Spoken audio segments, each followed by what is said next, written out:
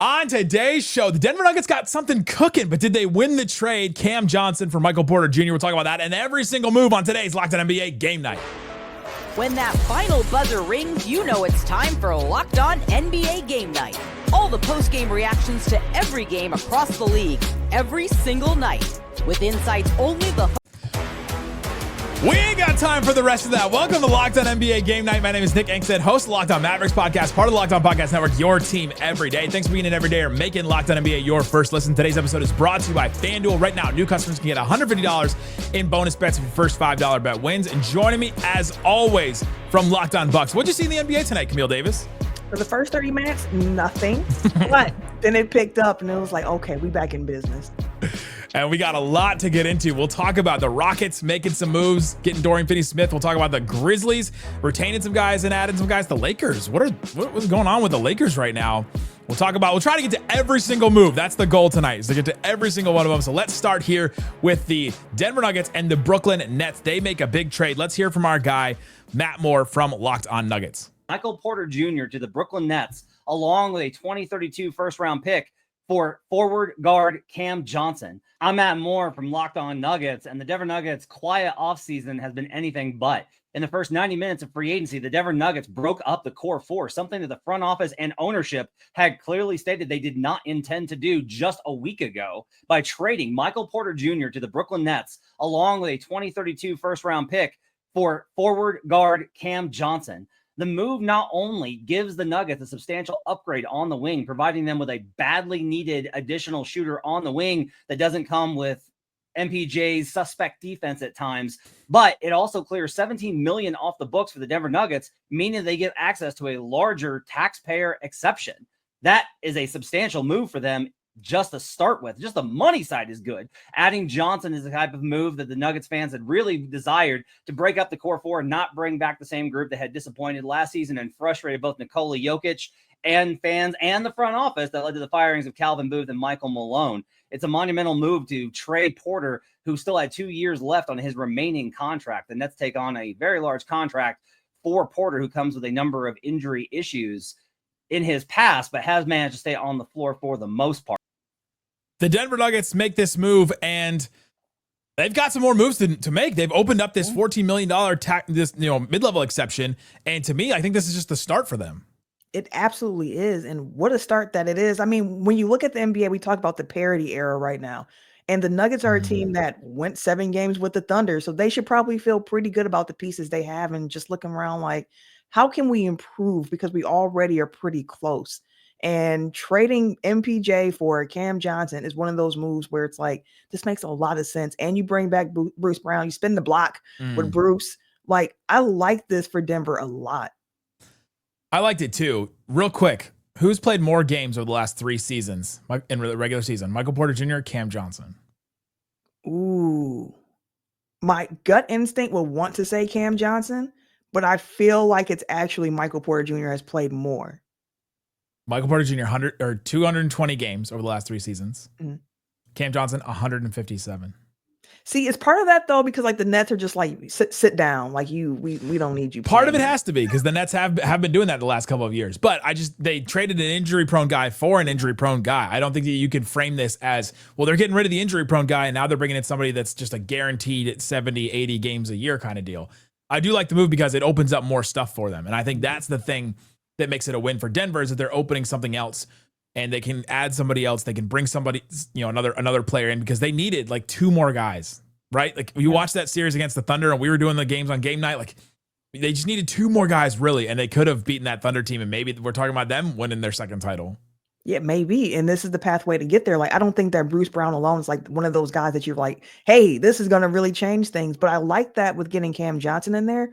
You don't have like the unconscious shooting that Michael Porter Jr. had, but you have a guy who I think finishes better at the rim than Michael Porter Jr. did. And I know some people might think that's an overpay for Cam Johnson, but I think slotting him in as your 3rd, 4th guy on a team with Jokic and Murray and Gordon, like it just fits so seamlessly. And you're looking at teams going forward now where you're trying not to have that weak link. And he just helps to strengthen that defense for the Nuggets. So like Cam's going to be a big get for them. That's a big pickup.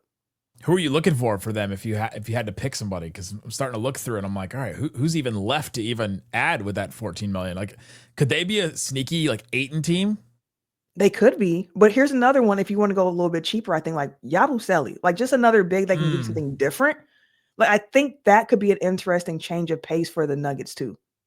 Yabusele would be an interesting one. Like Larry Nance Jr.'s out there. Yeah. You've got. They could bring Torrey Craig back to Denver. They've got some random ones. They need a guard. Russell Westbrook is apparently maybe not coming back there, and so Malcolm Brogdon could they convince Chris Paul? It's interesting. It's interesting what they got over there, and then maybe they could trade. Somebody could trade into that. Who knows? We'll see what happens with the Denver Nuggets, but it does seem like they have something cooking. I do think that they did well in this trade. I also think that the Nets did well in this trade too because they got a pick from the Denver Nuggets, the 2032 unprotected first-round pick, which is like 7 years from now. Is Jokic even going to be playing? Let's hear from our guy, Eric Slater of Locked on Nets. Finally move off of him, and they get a pretty solid return, in my opinion, headline by that 2032 unprotected first-round pick, at which point Nikola Jokic will be 36 years old in 2032. We have no idea what the Denver Nuggets will look like. So the Nets reportedly wanted 2 first-round picks for Cam Johnson at the deadline. They don't get 2 first-round picks in this deal, but I think a lot of people would say an unprotected 2032 first-round pick from a Nugget team. You have no idea what they're going to look like at that point. That's the equivalent of what a lot of protected, or first-round picks from really good teams would have looked like at the deadline if you got multiple there. So a really good pick package from the Nets. And they take back Michael Porter Jr. as a salary dump, a player who, while somewhat of a distressed asset right now, has a lot of talent, a really sizable career 40% three-point shooter on high volume. He'll get to cook with this Nets team. They reportedly like him. Jordi Fernandez has a connection dating back to his days as an assistant coach with the Nuggets. They could move forward with him in their rebuild. And if not, in 2026-27, after this coming season, he'll be pretty much a $41 million trade exception. That'll be, he'll be expiring in that year. So the Nets could look to use that with a lot of different ways on the trade market. And, if not, it'll expire and they'll look to move forward in their rebuild that way. So a really interesting deal. An interesting one for the Nets. Where do you see them sitting now? Because they just have the most random pieces. Like they are island of misfit toys, like out there in Brooklyn. They drafted a lot of guys who I would look at like, okay, these are playmakers. They're looking to set up the scorers. Well, they got a scorer over there in Brooklyn now. Like MPJ is somebody who's going to be able to have a green light with a lot of guys setting them up. Plus, it helps them get closer to that salary floor of just making sure they're spending enough money going into this season. Yeah, it's an interesting one for the Nets. I think that we haven't seen Michael Porter Jr. just cook, and maybe there's a good reason for that in Denver. But he has had a lot of experience. Obviously, he's a championship player, and they trusted him. They wanted him to start there, and he gives them some good size. Obviously, some great shooting. And the Nets are just like taking risks. That's what they're doing right now. They're just in like, let's take risk mode. Let's try stuff. Let's draft 5 guys. Let's draft 4 ball handlers. Like, let's try everything that we possibly can to see what works, and just like shake all the dice in the can and roll it out and see what Yahtzee comes out of it. Right? Like, I feel like that's what they're trying to do right now. Yeah, pretty much. When you can look at the rest of the landscape, and we've seen a lot of teams now who are like, hey, let's go for it. The Nets are not one of those teams. Like right now, they're just like, you know what? We're going to kind of pace ourselves here, see what these young guys can do, pay Michael Porter Jr. for a bit, and just continue to go from there. So the Nets, they're going to be one of those teams where if you're still watching them in March and April, like you are a diehard. Shout out to Eric Slater, Locked on Nets. Your team every single day over there. Yeah, great trade there. The Hawks also made a trade. They get Nickeil Alexander-Walker. Let's hear from Brad Rowland of Locked on Hawks. Alexander-Walker coming to Atlanta from Minnesota in a sign and trade. The Hawks sending out a second-round pick and some cash, but for the most part, just kind of adding Alexander-Walker without too much pain. 4 years, $62 million, a player option. The structure is still TBD as I record this, but Atlanta adds a very good player on a very reasonable contract in the middle of his prime. Alexander-Walker has been durable the last couple of years in Minnesota, a good defender, can shoot a little bit, handle the ball a little bit. The Hawks have still some more needs after losing Karis LeVert to Detroit in a relatively similar deal for 2 years. But Alexander Walker is younger and certainly would have been, I would say, prioritized by the Hawks over LeVert in this instance. The Hawks have continued to have a very good offseason so far, adding Porzingis, adding a kind of home run draft day trade to secure a big-time asset for the future, adding Asa Newell, and then now adding Alexander Walker with much more room to come. It's wild what the Hawks have turned into now. How do you like this move for the Hawks? I love this move for the Hawks. Like the Hawks, even before this, I was like, hey, they're gonna make some noise in the East this year. And now you're able to bring over Nickeil Alexander-Walker, adding more length, more defense around this team. Like, if you're going to build a team around Trae Young, this is what it looks like. It looks like a bunch of long, athletic defenders who can run the floor. You have a couple of guys you can trust to get their own shots right now with like Jaren Johnson. Like, they're setting up to be a really fun team, like a top 4 team in the East.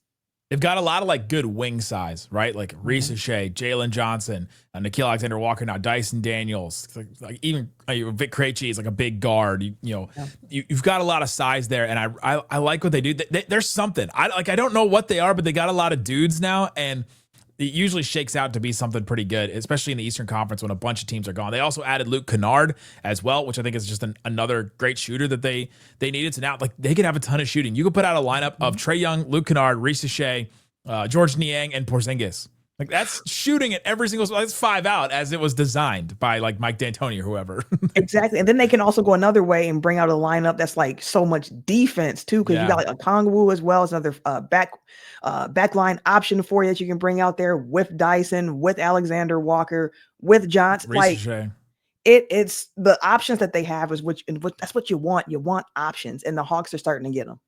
The Rockets also have a ton of options. Let's talk about the Rockets here coming up and what they did and a move they could make still. Talk about that more coming up. Locked On NBA Game Night. Today's episode of Locked On NBA Game Night is brought to you by FanDuel. FanDuel Sportsbook has all kinds of props and odd things that you can use to get in on the action. If you put down $5 as your first $5 bet right now, you better know exactly what's going to win, because you could get $150 in bonus bets if that wins. You can check out the conference. The East is kind of interesting right now. You've got Detroit. Or you've got, they don't have these in order. It's funny, they put Detroit number 1. These are not in order at all.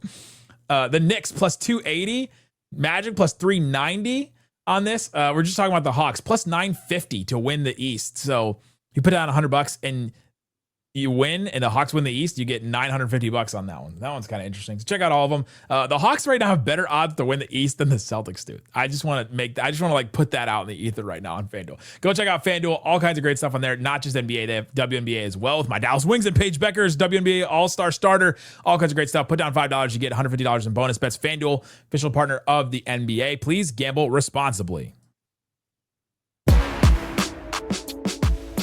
Thanks for hanging out with us on Locked On NBA Game Night. Being part of this show, listening every single day. We've got a show that covers your favorite team. Check the link in the description to find a show that covers your team every single day. We're trying to get to as many of these as possible. The Houston Rockets, they signed Jabari Smith Jr. to a 5-year, $122 million extension.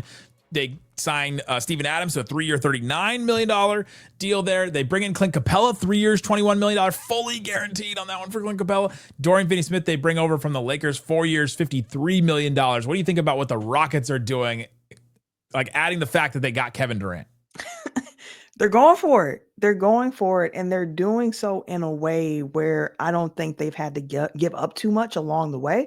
So for Houston, a team that already finished second in the West last year, right? So it's like, well, how much higher are you trying to climb? Like, they're trying to make sure that they're a team that can be in the Western Conference Finals and hopefully in the NBA Finals. So I like what they're building in Houston right now. Like, everyone knows the Thunder right now is that benchmark in the West. And they're trying to catch that. And they're going to be able to throw out some interesting combinations to combat what the Thunder are going to do on the court as well. The Capela deal doesn't make a ton of sense to me right now. Like, they must have really liked that too big lineup and want to do that a lot, right? Because 3 years, 21, like, you're actually giving him real money. Like, that's pretty decent money there.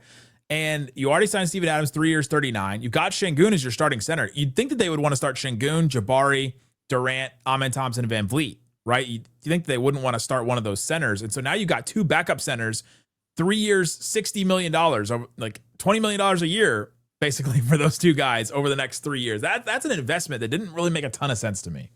Well, I mean, having a 3 big, big rotation makes a little bit of sense to me for them, because too, when you think about it, Steven Adams, good year for the Rockets last year, but some injury concerns a little bit with him at the moment. And Capela at this stage, not the guy you saw early in his career in Houston or the guy that you saw in Atlanta, but like a change of pace big that you can throw off the bench. I think that's a good role for him. Now, the price you might say is a little high for him to play this role of like, hey, just a change of pace big. But with a team like Houston that's really going all in for this season, I can see them taking that chance of like, listen, we don't really care what it costs this year.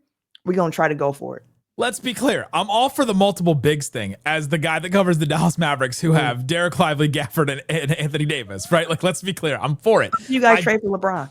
I just don't think that Capela is like on the level of all those other guys. And for them to give him a multiple year deal fully guaranteed like that is weird. I love them getting Dorian Finney-Smith. I think he fills in where Dylan Brooks left. And I think he's a great locker room guy. I've always loved Dorian since his time in Dallas. And you can throw out some really good defensive lineups for them too. You got Amin Thompson, Tari Eason, Dorian Finney-Smith. Like they got some defenders now that you could throw multiple different looks if you're the Rockets. I'll say this too for the contract. It's tradable. Like Dorian's or no, Clint Capela. Capela's. Like it's in a tradable range. We're about $7 million annually. Yeah. If you're trying to look to cobble together some things, and of course, you have to see where they are with their cap situation after all of these moves that they're making. But it's nice to have those more manageable contracts to break up or use in trades if need be. The Memphis Grizzlies have been doing some stuff. Let's hear from DeMichael Cole of Locked On Grizzlies about what the Grizzlies are cooking up today. The Grizzlies are moving fast.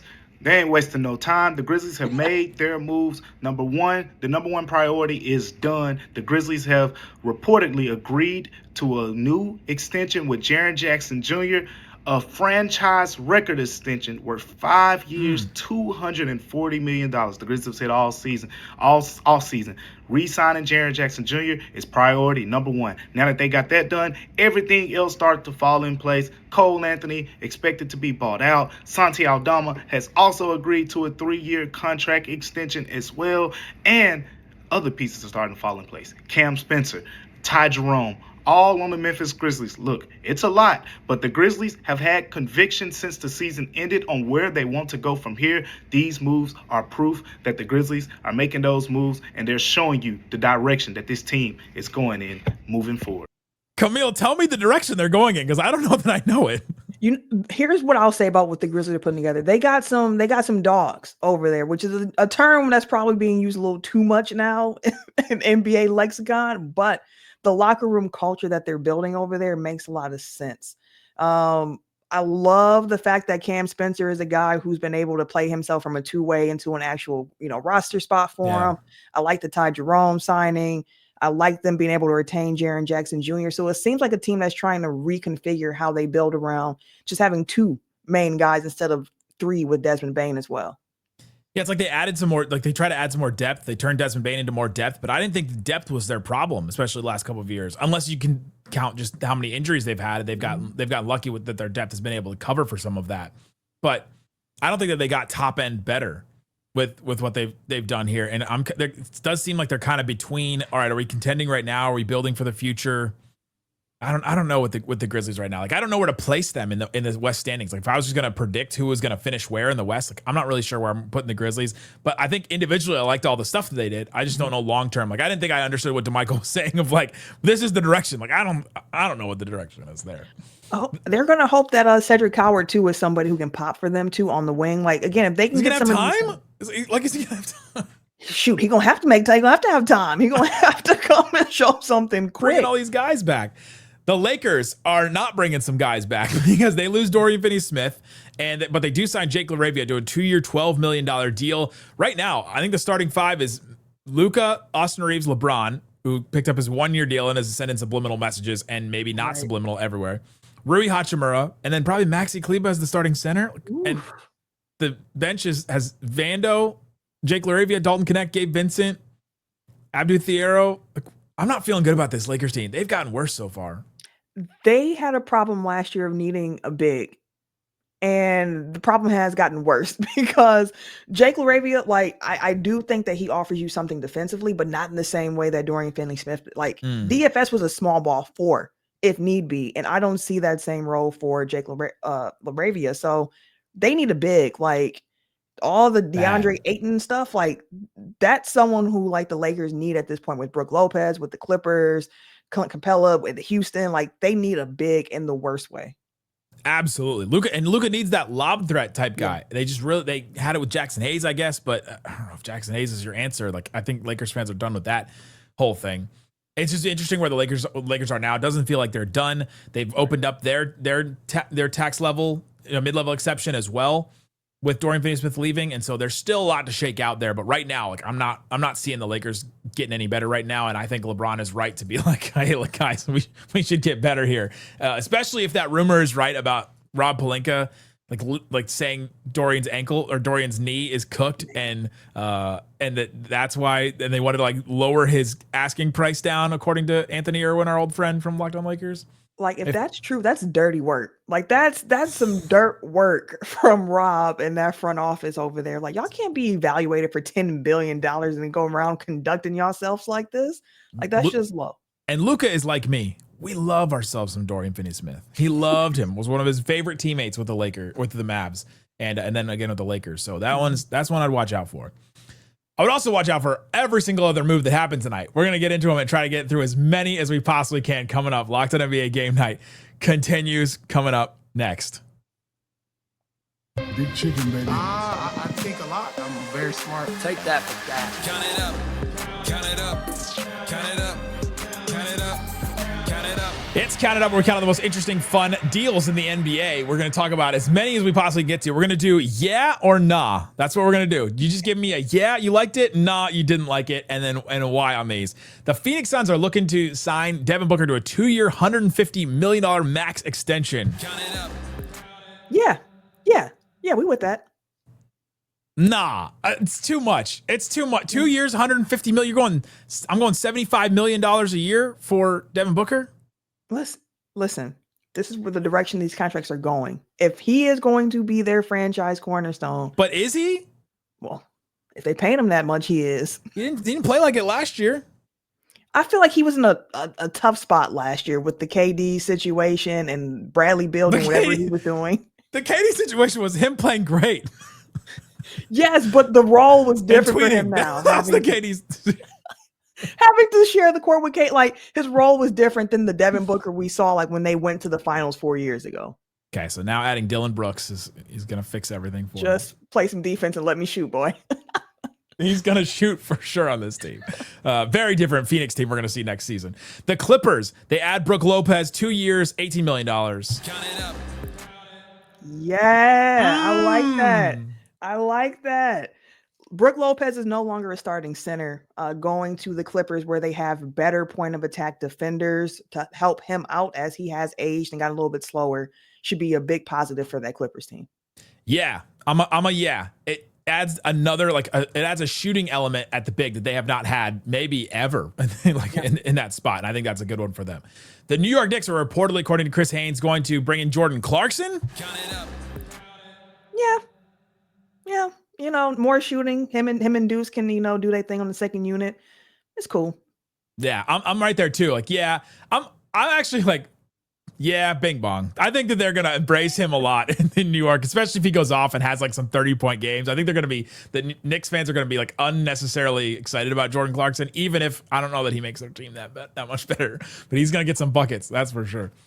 Speaking of getting buckets, the Dallas Mavericks, D'Angelo Russell agreed to a 2-year, $13 million deal with second year as a player option. Count it up. Yeah, for that amount. That's a great deal for that amount. Now, if it was any more, like if you were talking some different dollar figures there, wouldn't be as big of a fan. But for that amount, yes, especially with Kyrie's injury. I'm at a yeah for this too. I'm at a yeah, but like the Mavs need to do more if they want to be a title contender. Like this doesn't solidify it for him. He's got to fill in for Kyrie Irving, but he has to fill in for Kyrie Irving. Like he'll play 50 games in this bigger role, and then he'll reduce down to a smaller role that I think will be really good. He's got good chemistry with Anthony Davis. He's a good catch and shoot guy. He did not have a good season last year, and you hope that was an outlier year for him. And so that's what I think you're hoping with D'Angelo Russell. But I think it's a solid move for the Mavericks, and it was like the least surprising thing the Mavs have ever done because we talked about it for like 2 weeks, it felt like. The Detroit Pistons did a move that Kuka Hill did not like at all. Karis LeVert, 2 years, $29 million, and they're losing Dennis Schroeder most likely. Count it up.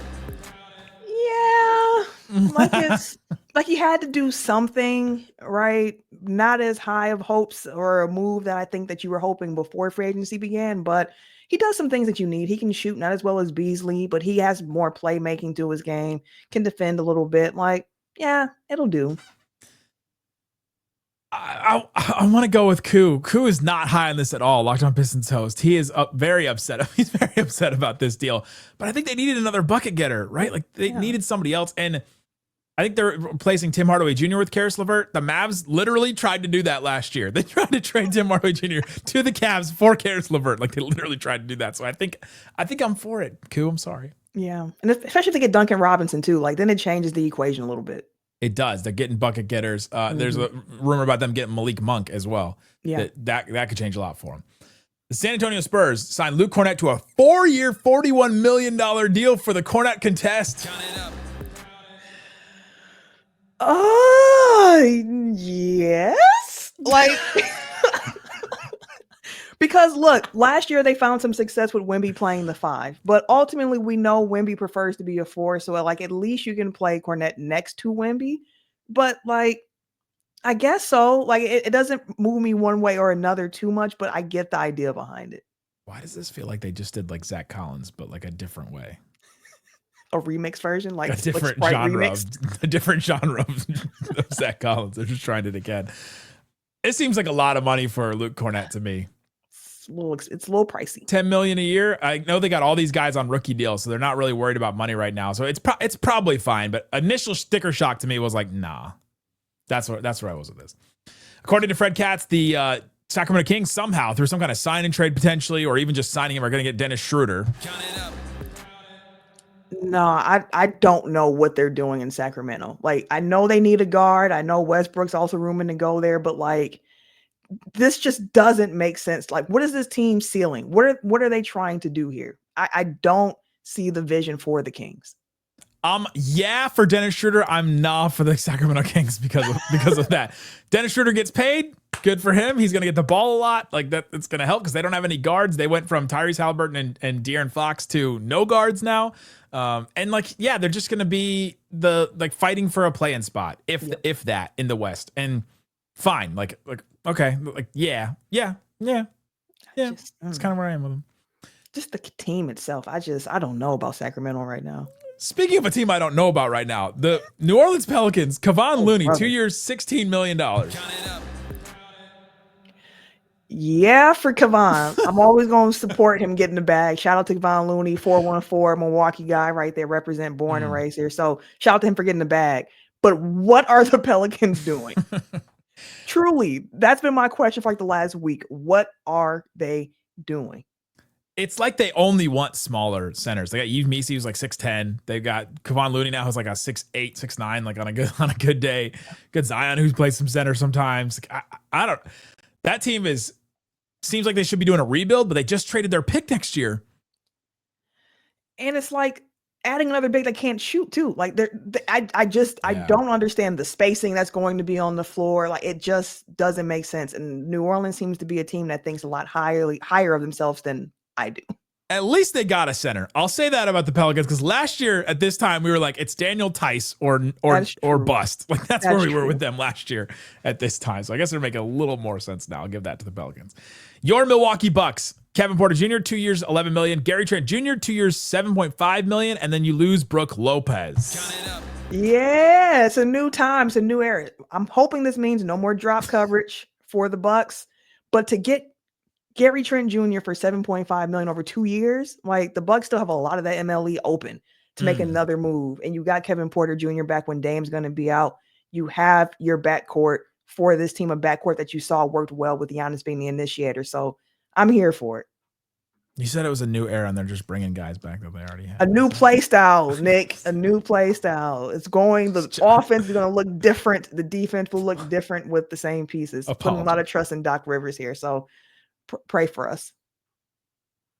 Can you run that last part back again? Where Doc Rivers has to pull the right levers. Just listen, just pray for Bucks fans, all right? Pray. You were in the hospital last week. Yeah. I have never felt worse for you than that sentence that you just said just now. My sympathy goes deeper on this statement than it does for when you're in the hospital. Man, a lot of faith in Doc Rivers doing the right things. Mm-hmm. I don't even know if we can move on from that. The Chicago Bulls, Trey Jones, 3 years, $24 million deal to go back to the Chicago Bulls. Count it up. Yeah, okay. All right. Like, he's a good point guard. He does a lot of things well, like his brother does as well. But again, Chicago's a team that played fast last year. You need a guard that can take care of the ball. He does that for you. I just don't think it changes like their ceiling too much, but it's pretty good. I want to compare this one to Tyus Jones, his brother, who a lot of people thought was better, only got 1 year, $7 million from Orlando. So the younger brother got more than the older brother. I think for Tyus, it's because one, going to a situation with the Magic where it's more of a contending situation, take a little bit of a hit, and things did not go well in Phoenix last year. So you take a little hit from that performance, unfortunately, even though the team itself just kind of imploded down the stretch there. Yeah, a couple interesting guard moves. The Brooklyn Nets, Day'Ron Sharpe, 2 years, $12 million deal, and the trade for Michael Porter Jr. Okay. All right. Sure. Yeah. Sure, Jan. we talked about what the Nets are doing. Like, sure, it works. Go ahead. All right. Have fun. Did not expect a Brady Bunch reference. The Philadelphia 76ers, Trendon Watford. Nah, I'm not as big of a fan of that because to me, this signals to like Yabusele is gone. Yeah. And Watford has a lot of strengths, Swiss Army knife, but like shooting's not one of the strengths. The spacing of it, but Swiss Army knife, it's cool, but I think I'd rather have Yabusele, even though he's going to be a bit more expensive. The Boston Celtics get Luka Garza, 2 years, $5.5 million. They're losing, obviously, Drew Holiday, Kristaps Porzingis, and they lose Luke Cornett. The Boston Celtics. Nah. Like, I know that they've had interest in Luka for a while, so, like, he's finally there. He's still a young player. There's still some room, but, like, it seems like the Celtics are just taking this year off a little bit. We're going to be good enough, but nothing really to expect here, which is so different from what we've expected from Boston over the last few years. The Boston Celtics are that girl from White Lotus that went to that Buddhist temple and was like, I'm going to take a gap year and just spend my year at this Buddhist temple. And I'm just going to hang out and I'm going to get in touch with my spiritual side. And then she spends the night there one night and realizes that it doesn't have any of the luxuries of home and she hates it. And she ends up going back to her family and is upset with herself and decides that she does not want to be what she thought she wanted to be and completely lied to herself about herself for so many years about how she was different than her family. And I think the Boston Celtics are going to go through that this year with all those moves that they've made and got rid of so many players. What an analogy. Like, there's nothing to add to that one. That's beautiful. Just proud of us for making it to the end of the show with all the technical issues we had throughout. You guys don't even know. I started this show 6 times. So that's why we're a little loopy at the end of this. But we got through all of them. We got through every single move that happened, at least the ones that were reported, unofficially official. Go check out Locked On NBA Daily with Matt Moore, Hayes, and Doug. Great stuff happening there all the time. Locked On Bucks with Camille and Justin. Great stuff. Locked On Mavs with me and Isaac. Go check out those shows. Thanks so much for listening to Locked On NBA.